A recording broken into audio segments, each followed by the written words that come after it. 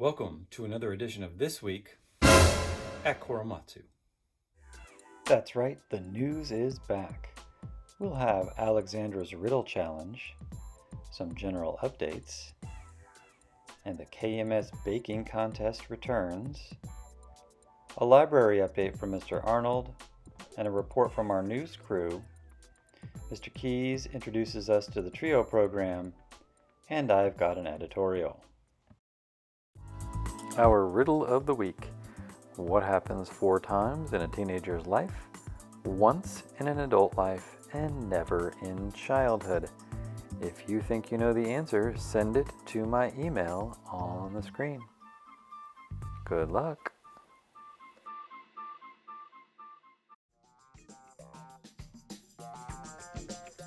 Alright folks, you are going to get to have a mock election to see who you would elect for president and how you would vote on our ballot initiatives, so look for that coming your way shortly. Veterans Day holiday is the 11th, and that follows with an asynchronous workday on the 12th. 7th graders will be participating in the Nightmare on Puberty Street workshops. Prior to that, they'll be watching some webisodes, so we'll be sharing those on the Google Classroom. Picture days are the 13th and the 20th. Those are both Fridays. Those are asynchronous days. We'll be sending you out a schedule.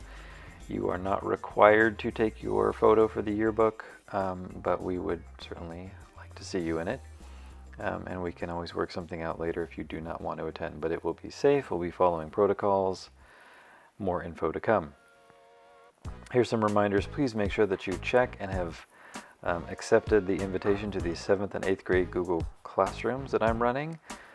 Please keep your screen on. More about that later.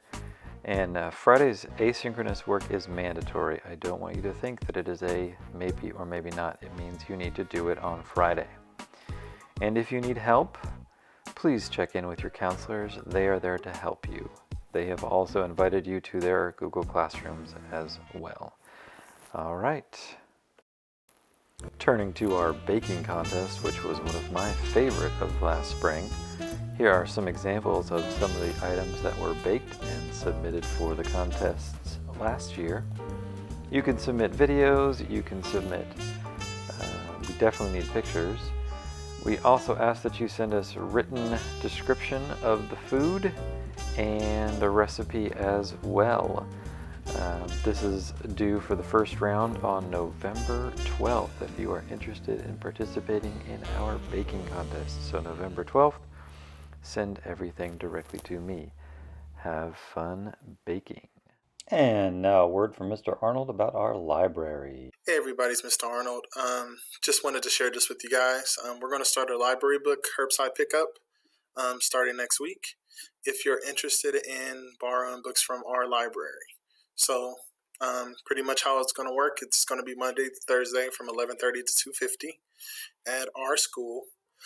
If you're interested, you have to go online to Destiny Discover and place a hold for the book you want. Make sure the book is available before you place your hold and come to the school. Make an appointment for whatever books you requested on Calendly. Pick up your materials by arriving at the curbside pickup location. Once you're there, call this number that's on the flyer, and that's my extension. I'll pick up the phone, just tell me you're outside and what book you have, and I'll bring it out to you. Also, something important for us, because this is a pilot program, we're trying to improve and make it better for the entire school year. So please, if you can, fill out this survey for recommendations to improve it. And please, parents, please do not send your kids during the instructional time, because we don't want to disrupt the students' learning. But parents, guardians, you guys are more than welcome to come during instructional time. Also, if you have any questions, please contact me. My contact information is here at the bottom of the flyer. My emails are arnold@wccusd.net. My office number is 510-231-1449, extension 29314. And my Google Voice number is 510-815-9561 for whenever I'm out of the office. And you can call or text this number as well. All right. hope to see some of you guys next week to get some books. Matsu. This is Nigel from the Korematsu Discord team. So there's 97 members in the server and people are still coming in. There's been a couple of contests that are going on. One of them is the art contest for the server logo. And the winner of the art contest was Byron Chen. So I'll display all the submissions on screen. So some of the other contests are the emoji contest for some of the emojis on the server, and that's still going on. And the dance contest, which hasn't started yet, but is going to start. So a couple things about the yearbook. So some of the categories that are going to be included in the yearbook are favorite masks, Halloween costumes, and Zoom backgrounds. So you can send us your pictures at this tag on Instagram. So now we're going to move on to the interview with Byron. So the first question is, how do you think the server is going so far? Well, I think that is a really good community, and you can socialize and talk to other people at our school. You can also ask questions for some schoolwork that you may have problems on, which is also another great perk. Okay. Also, what's your opinion on how the school is going so far? I think that school has been doing pretty good, but it isn't actually the most optimal time for teachers to be at their prime. Okay. So my last question is, how do you think Halloween is during the virus? And that Halloween will still be fun because you can still interact with other people online on something like the Korematsu Discord server. Okay, that will conclude this brief update on our server. You can join the server with the link that should be on the screen right now. Thank you for tuning in. And now, Mr. Keys, about the Berkeley TRIO program. Hello, everyone. My name is Emmanuel Keys, and I am the college advisor for your school. I'm with the UC Berkeley TRIO program, and my job is to make sure that you all are ready for college. So as a middle school student, you're probably not thinking about college right now, but it's very, very, very beneficial to start that process now. So by the time you get to high school, you know exactly what to do, and you're not spending time trying to figure it out. There's a lot of misconceptions and a lot of misinformation, and a lot of students, when they get to high school, they end up going in directions they don't need to go into, wasting time and prolonging time. So it is very important to get the information as early as possible. So some of the things that I'll be doing with you is running workshops on certain things like financial aid. What is financial aid? How do you get it? How do you qualify for it? How much money can you get? And answering questions like, do most schools pay, or which schools pay the most, and how to get the most money, right? College can be very pricey, so it's very important to get information like that. We also go into the different universities, right? So there's four-year universities. There's universities out there that are only for master's programs, only offer master's programs. What is a master's degree? What is a bachelor's degree? Can I start off at community college and transfer in 2 years? All this information will be provided to you in workshops throughout the semester. Now, when you join our program, you'll be in this program all the way through middle school. And if you end up going to El Cerrito High School, De Anza High School, or what's the other one? El Cerrito, De Anza, and Pinole High School. So if you end up going to one of those schools, you'll continue to be in this program. So by the time you get to high school and it's time to fill out applications to schools, it's time to write your personal statement, you'll get assistance with all of that.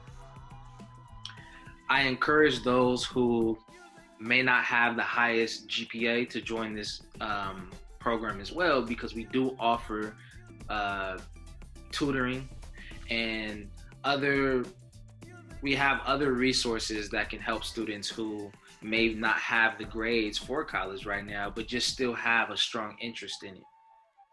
It's a very, very, very, very simple process to get into the program. You simply will fill out an application and I'm going to give you the link to the application. And as soon as I get that, I'll read through the information and I'll send you a welcome letter and let you know when your first meeting is with me. So it's very, very, very important that you get this in as soon as possible. There's a lot of availability open right now, but soon that will change. So the sooner you get your application in, the stronger the guarantee for you to be in the program. So obviously we're on this whole COVID-19 thing. We're trying to figure things out. So things are going to be a little different than they usually are. Typically, we take students on field trips to colleges, different colleges, so they can get an idea of what the different colleges offer. And also, we've also taken students to organizations and companies and businesses such as Pandora headquarters, Google headquarters, and things like that. So it's a very, very fun program. We do offer food too. So I know that's a good seller for you all. Anytime we run a workshop online, we will provide food and anything necessary for you to be a part of that workshop. Lastly, we've also increased our budget on STEM related opportunities. So if any of you all are interested in STEM, I'd highly recommend you sign up for the program because we have some special things going on this year with the increase in that grant around STEM. So if you have any questions about the program or would like to know more detailed information, please contact me. I'll leave my number as well as my email, and I hope to see you all soon. All right.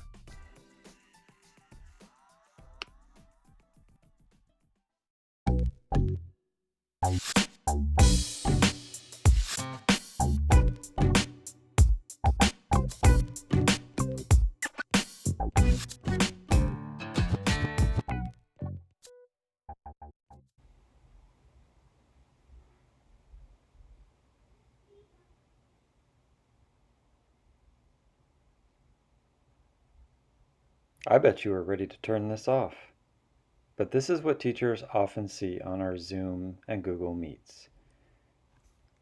Now I know that there are reasons why you can't be on screen or you don't want to be on screen, and I respect that, and I know our teachers respect that as well. But I also do know that there are many students who could be on screen during class, and it would help out engagement. We need to see that you are engaged in the learning process. Here's a couple of examples that I've heard of and I've actually witnessed myself, where you've got 25 kids who are not on screen. The teacher sends everybody into a breakout room and 6 kids don't go anywhere. They don't accept the breakout room invite because they're gone, but their screen is up. It's hard for us to tell if you are engaged when you are not on screen. You know, another example is something I've witnessed directly, where a student is in the classroom, their screen is blank, and they're on their personal device, not paying attention. They miss the assignment, they miss important instruction during the lesson, and then they fall behind in that class. So a couple things there, right? Like if you're paying attention, if your screen is up, we know that you're engaged and you are more likely to be able to complete the assignment when that meeting is over. And then of course, how does a teacher recognize if you are engaged, if you're struggling, if your screen is blank? So if you are struggling with the learning and your screen is blank, we cannot recognize. We are looking for facial cues. You know, are you perplexed? If you're perplexed, we could reteach something right then and there. This is difficult, and I totally get it. It's been really hard to go to school this way, and we are trying to get better all the time. And we just hope that you think about, as you move forward, doing a little bit more screens on. It would help us, and I think it would help you. All right, everybody, take care. So this is the end of the first episode. I want to really ramp up the episodes with more student support in the coming, for the rest of the year, really. So it's a much more interesting weekly news when we get student work. And we'll be asking, your teachers will be asking you for some things. Last year we had students who did some dance videos. We had lots of kids participate in the baking contest. Kids did graphic arts. I mean, you name it, lots of great music. We can put it all up. I know the leadership class, there's some folks who are doing some work on it, but if you're interested, if you want to help out, and I want you to help out, I think we're going to do the news every other week. It's not going to be a weekly news. Send me an email, mburnham@wccusd.net, and we'll kind of get the ball rolling throughout the year. And I look forward to more news and more student work. So I want graphic artists. I'm looking for lots of support to make this much more flashy. All right, everybody, have a great weekend. Remind your parents to vote.